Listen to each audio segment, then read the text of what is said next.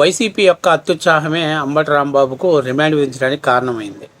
కావాలని చేశారో మరి ఏ కారణమో తెలియదు కానీ పాపం అంబటి రాంబాబుని మాత్రం అర్ధాంతరంగా 14 రోజులు రిమాండ్ విధించడంలో కీలక పాత్ర పోషించింది వైసీపీ వాళ్ళే. అందులో మన పొన్నవాళ్ళు సుధాకర్ గారి అత్యుత్సాహంతో చేసినటువంటి వాదనలే.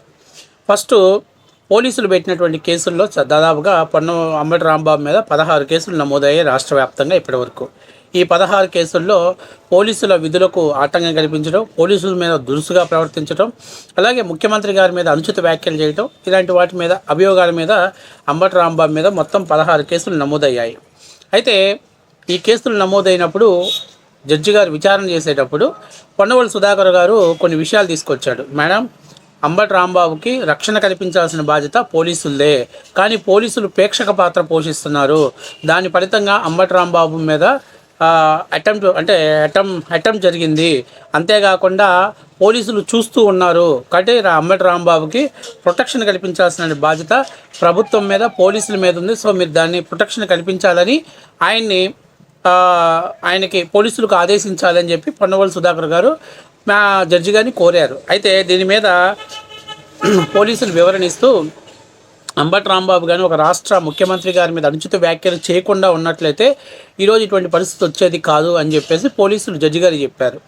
పోని వెంటనే మన సుత్తివేలు సుధాకర్ గారు లేచి జరిగింది ఏటైంది ఏమి లేవండి, కేవలం రాజకీయ దురుద్దేశంతో వీళ్ళు మాట్లాడుతున్నారు, అంబటి రాంబాబు ఎక్కడా కూడా బూతులు మాట్లాడలేదని చెప్పారంట. సో చెప్పడంతో పోలీసులు తమ దగ్గర ఉన్నటువంటి వీడియో క్లిప్ని న్యాయమూర్తి గారి ముందు ప్లే చేశారు. సో ప్లే చేయడంతో అంబటి రాంబాబు అడ్డంగా దొరికిపోయాడు. అంబటి రాంబాబు మరి ఏంటి సిచ్యువేషన్ అంటే, మేడం నేను తిట్టకుండా ఉండాల్సింది ఎందుకంటే మన అంబటి గారు లాయర్ కదా, అందుకని జడ్జి గారి ముందు నిజం ఒప్పుకుంటే కేసు శిక్ష తగ్గిస్తారనేది మనోడికి బాగా తెలుసు.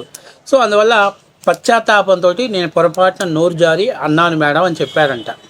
సో మళ్ళీ ఇంకొకసారి మేడం గారు పిలిపించి అతన్ని తన ఛాంబర్లో పిలిపించుకొని అడిగినప్పుడు సో అదే చెప్పాడు, నేను ఆ మాట అనుకుని ఉండాల్సింది, పొరపాటున నోరు జారాను, నిజంగా నేను చాలా బాధపడుతున్నానండి అని చెప్పినప్పుడు ఓకే జస్ట్ మందలిచ్చి వదిలేద్దాం సమయంలో పోలీసుల్ని పదే టార్గెట్ చేస్తూ సుత్తివేలు సుధాకర్ గారి ప్రసంగం జరిగింది. అంటే వాదనలు జరిగాయి.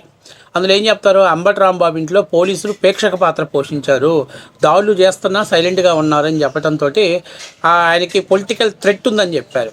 ఎమ్మటే పోలీసు వాళ్ళు దీని ఒక కారణంగా తీసుకొని మేడం ఆయన బయట ఉంటే మేము ప్రొటెక్షన్ చేయలేము ఆయన్ని, కాబట్టి దయచేసి ఆయన్ని మాకు రిమాండ్కి ఇవ్వాలి, రిమాండ్తో ఇవ్వడంతో పాటు మాకు ఆయన ఈయన ఏదైతే అనుచితమైనటువంటి వ్యాఖ్యలు చేశాడో ఈ వ్యాఖ్యలు తనే చేశాడా లేకపోతే వెనకాల ఎవరి నుండి చేయించారా అనేటువంటి దాన్ని మేము వివరణ తెలుసుకోవాలనుకుంటున్నాం. కాబట్టి మాకు కస్టడీకి అప్పచెప్పాలి, అంబటి రాంబాబుని ఇంట్రాగేషన్ చేయడానికి అప్పచెప్పాలని చెప్పేసి పోలీసులు తెలివిగా పిటిషన్ వేయడంతో కస్టడీ అనేదానికి ప్రస్తుతానికైతే జడ్జి గారు దాని మీద ఏం తేల్చకపోయినప్పటికీ రాంబాబుని రిమాండ్ విధించడంలో పాపం మన సుత్తివేలు సుధాకర్ గారి అత్యుత్సాహమే కారణం.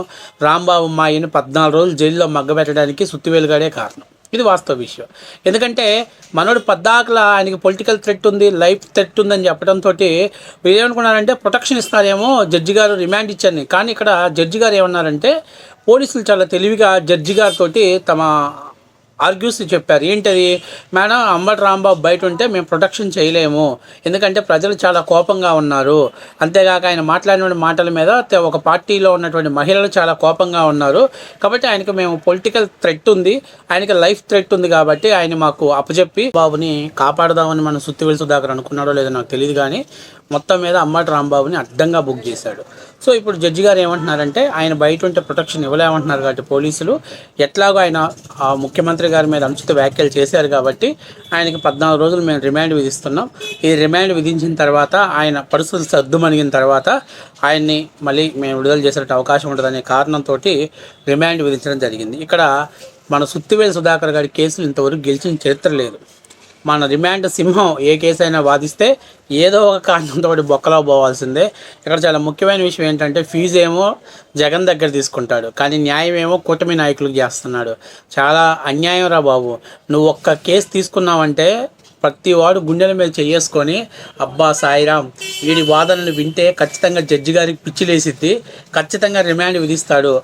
పొన్నవోలు సుధాకర్ కేసు వాదిస్తున్నాడంటే నేనైతే మాత్రం 90% కేసులో గెలుస్తారు, 99% ఖచ్చితంగా రిమాండ్ విధిస్తారనేటువంటి ధైర్యంగా ఉండొచ్చు. ఎందుకంటే మనోడు ఏ పాయింట్ లేపాలనుకుంటాడు, ఏ పాయింట్ లేపాలని తెలియదు, కానీ అట్లాంటి వ్యాఖ్యలు చేయడంతో మనోడు ఇలా అడ్డంగా బుక్ చేస్తాడు. అయితే మనోడి పాపం 14 రోజులు రిమాండ్ విధించిన తర్వాత మన అంబటి రాంబాబు కొన్ని గొంతెమ్మ కోరికలు కోరాడు.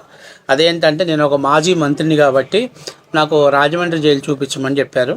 సో దానికి రాజమండ్రి జైలు ఇవ్వటానికి జడ్జి గారు, అంటే రిమాండ్ అక్కడ పంపించడానికి జడ్జి గారు అనుమతించారు. అంతేకాకుండా ఆయన ఒక మాజీ మంత్రిగా నాకు కొన్ని సౌకర్యాలు కల్పించాలి, నడుములు నొప్పి, నేను కింద పడుకోలేను, మెడిసిన్ వేసుకోవాలి అది అని చెప్తే ఇంటి దగ్గర నుంచి మెడిసిన్ తెప్పించారు. ఇక మామూలుగా మీడియా ముందుకు వస్తే అంతెత్తున ఎగిరి అంబటి రాంబాబు ఇప్పుడు జైలు శిక్ష విధించడంలోనే నాకు నడువులు నొప్పి, వయసు అయిపోయింది, నేను కింద పడుకోలేను, సో నా వయసు దృష్టిలో పెట్టుకొని జడ్జి గారు న్యాయస్థానం అంటే న్యాయ వ్యవస్థను కూడా బ్లేమ్ చేసే పరిస్థితి చేశాడు. సో మొత్తం మీద ఓవరాల్గా మా పొన్నవోలు వాదనకి అంబటికి న్యాయం చేశారు. 14 రోజులు రిమాండ్ విధించడంలో మా పొన్నవోలు సుధాకర్ది కీలక పాత్ర.